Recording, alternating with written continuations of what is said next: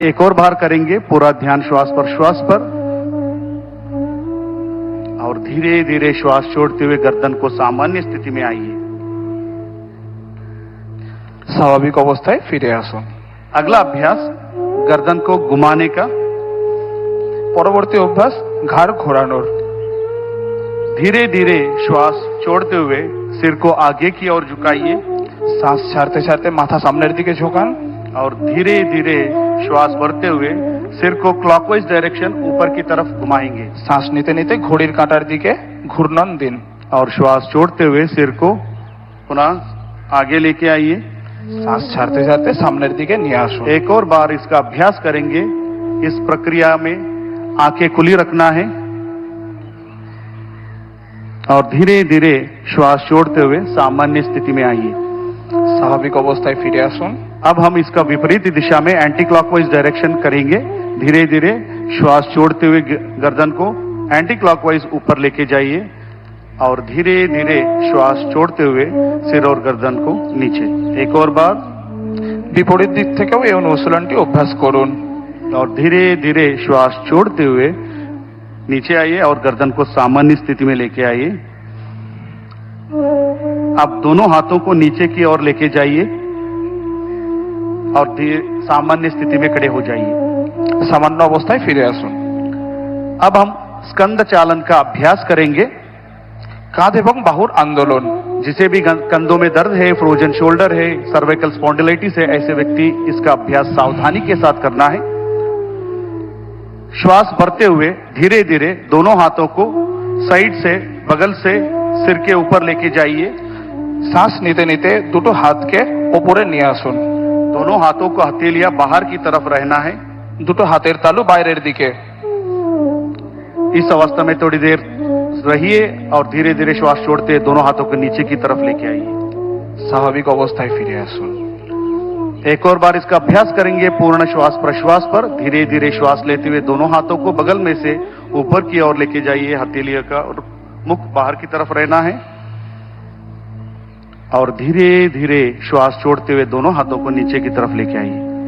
শ্বাস ছাড়তে ছাড়তে সামান্য অবস্থায় ফিরে আসুন। अब हम स्कंद चक्र का अभ्यास करेंगे। धीरे धीरे दोनों हाथों को बगल में से कंधों के बराबर लेके आइए আস্তে আস্তে দুটো কাঁধকে হাতের সামনে और নিয়ে আসুন। हथेलियों को मोड़कर कंधों पर रखिए। দুটো কনুইকে ভাঁজ করুন। दोनों कोनी को छाती के सामने लेके आइए দুটো কনুইকে ছাতির সামনে নিয়ে আসুন और धीरे धीरे कोनी को ऊपर से नीचे की ओर गोलाकार डायरेक्शन में घुमाइए श्वास धीरे-धीरे? प्रश्वास के साथ। ধীরে ধীরে গোলাকার আকৃতিতে ঘোরান। पूरा ध्यान कंधों पे उत्पन्न होने वाले खिंचाव को महसूस कीजिए। एक और बार इसका अभ्यास करें। अब हम इसका अभ्यास विपरीत दिशा में भी करेंगे, एंटी क्लॉकवाइज डायरेक्शन। पूरा ध्यान श्वास प्रश्वास पर।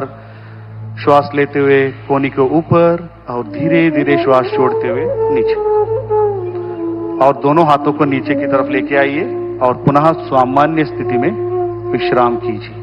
সামান্য অবস্থায় ফিরে আসুন। अगला अभ्यास कटी चालन का अभ्यास करेंगे। दोनों पैरों को कंधों के समानांतर लेकर आइए। দুটো পায়ের মাঝখানে কাঁধের সমান দূরত্ব বজায় রাখুন। दोनों हाथों को सामने से ऊपर लेके आइए कंधों के समानांतर। দুটো হাতকে কাঁধের সমান সামনে বাড়ান। हथेलियों को मुख अंदर की तरफ रहे। হাতের দুটো তালু সামনের দিকে।